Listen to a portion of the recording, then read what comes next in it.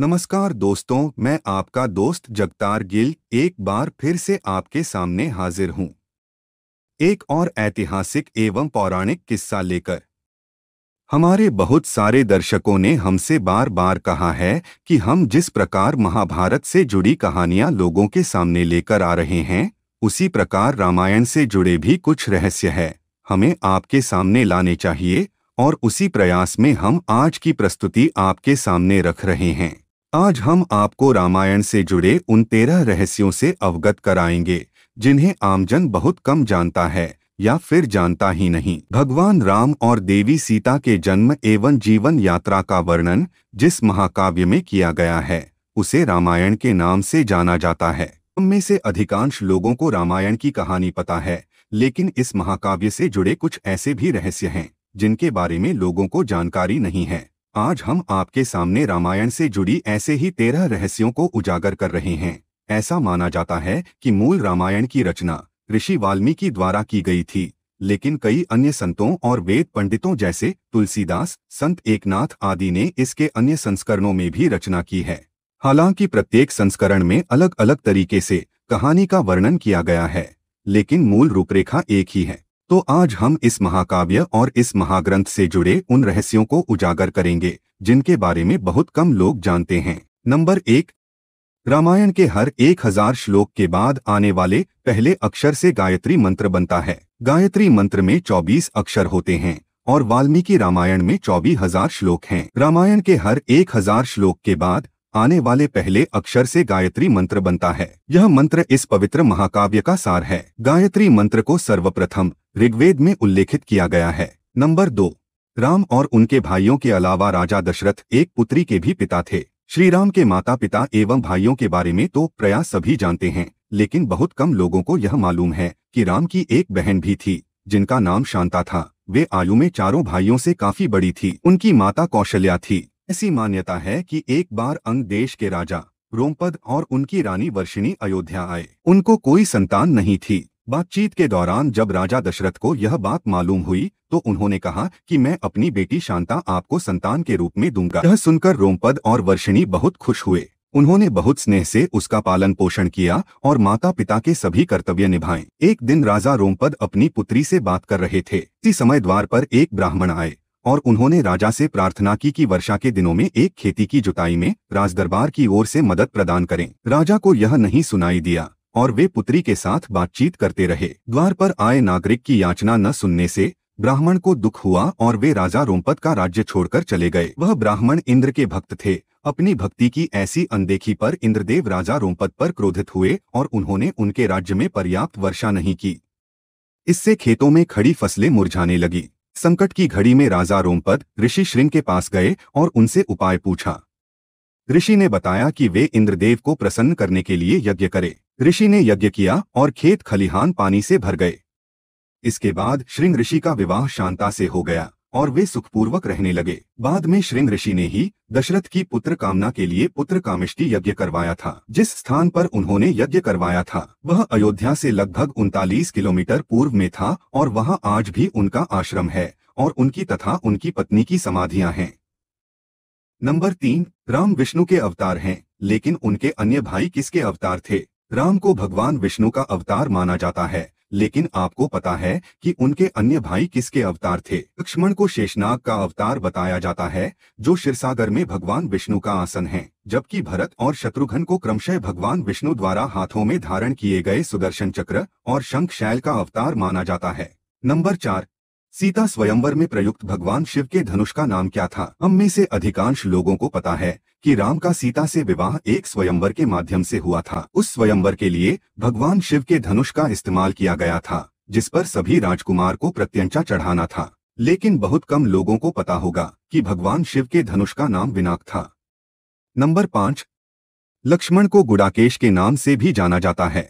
ऐसा माना जाता है कि वनवास के 14 वर्षों के दौरान अपने भाई और भाभी की रक्षा करने के उद्देश्य से लक्ष्मण कभी सोते नहीं थे। इसके कारण उन्हें गुडाकेश के नाम से भी जाना जाता है। वनवास की पहली रात को जब राम और सीता सो रहे थे तो निद्रा देवी लक्ष्मण के सामने प्रकट हुई। उस समय लक्ष्मण ने निद्रा देवी से अनुरोध किया कि उसे ऐसा वरदान दें कि वनवास के 14 वर्षों के दौरान उन्हें नींद न आए और वह अपने प्रिय भाई और भाभी की रक्षा कर सकें। निद्रा देवी इस बात पर प्रसन्न होकर बोली कि अगर कोई तुम्हारे बदले 14 वर्षों तक सोए तो मैं तुम्हें यह वरदान दे सकती हूँ। इसके बाद लक्ष्मण की सलाह पर निद्रा देवी लक्ष्मण की पत्नी और सीता की बहन उर्मिला के पास पहुंची। उर्मिला ने लक्ष्मण के बदले सोना स्वीकार कर लिया और पूरे 14 वर्षों तक वह अपनी और लक्ष्मण की निद्रा को भोगती रही।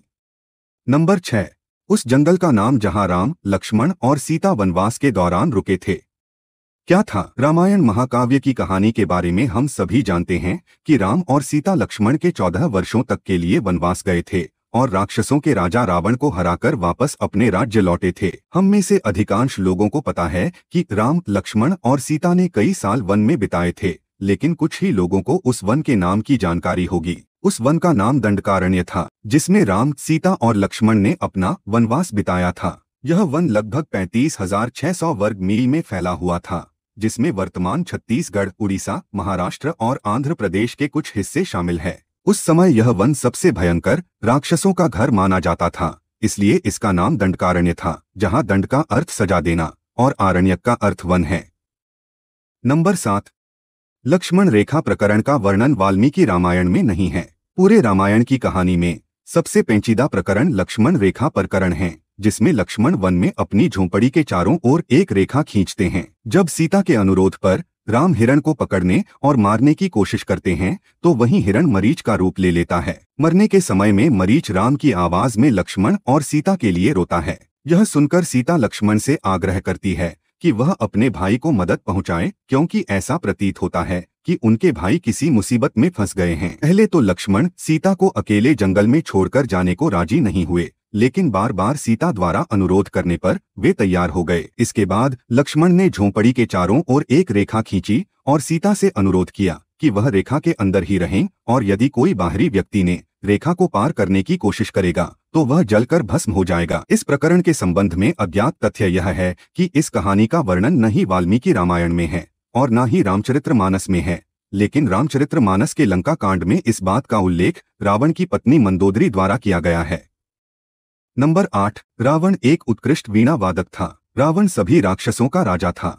बचपन में वह वैसे सभी लोगों से डरता था क्योंकि उसके 10 सिर थे। भगवान शिव के प्रति उसकी दृढ़ आस्था थी। इस बात की पुख्ता जानकारी है कि रावण एक बहुत बड़ा विद्वान था और उसने वेदों का अध्ययन किया था। लेकिन क्या आपको पता है कि रावण के ध्वज में प्रतीक के रूप में वीणा होने का कारण क्या था? क्योंकि रावण एक उत्कृष्ट वीणा वादक था, जिसके कारण उसके ध्वज में प्रतीक के रूप में वीणा अंकित था। हालांकि रावण इस कला को ज्यादा तवज्जो नहीं देता था, लेकिन उसे यंत्र बजाना पसंद था।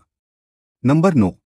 इंद्र के ईर्ष्यालु होने के कारण कुंभकर्ण को सोने का वरदान प्राप्त हुआ। रामायण में एक दिलचस्प कहानी हमेशा सोने वाले कुंभकर्ण की है। कुंभकर्ण रावण का छोटा भाई था, जिसका शरीर बहुत ही विकराल था। इसके अलावा वह पेटू भी बहुत था। रामायण में वर्णित है कि कुंभकर्ण लगातार 6 महीने तक सोता रहता था और फिर सिर्फ एक दिन खाने के लिए उठता और फिर पुनः 6 महीने के लिए सो जाता। लेकिन क्या आपको पता है कि कुंभकर्ण को सोने की आदत कैसे लगी थी? एक बार की यज्ञ की समाप्ति पर प्रजापति ब्रह्मा कुंभकर्ण के सामने प्रकट हुए और उन्होंने कुंभकर्ण से वरदान मांगने को कहा। इंद्र को इस बात से डर लगा कि कहीं कुंभकर्ण वरदान में इंद्रासन मांग ले आता है। उन्होंने देवी सरस्वती से अनुरोध किया कि वे कुंभकर्ण की जिह्वा पर बैठ जाए, जिससे वह इंद्रासन के बदले निद्रासन मांग ले। इस प्रकार इंद्र की ईर्ष्या की वजह से कुंभकर्ण को सोने का वरदान प्राप्त हुआ था।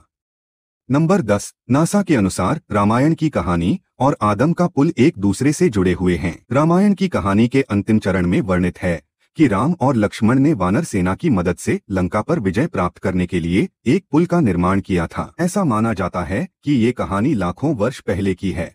हाल ही में नासा ने एक पाक जल डमरू मध्य में श्रीलंका और भारत को जोड़ने वाले एक मानव निर्मित प्राचीन पुल की खोज की है और शोधकर्ताओं और पुरातत्व विद्वानों के अनुसार इस पुल के निर्माण की अवधि रामायण काल में वर्णित पुल के निर्माण से मिलती है। नासा के उपग्रहों द्वारा खोजे गए इस पुल को आदम का पुल कहा जाता है और उसकी लंबाई लगभग 30 किलोमीटर है। नंबर 11।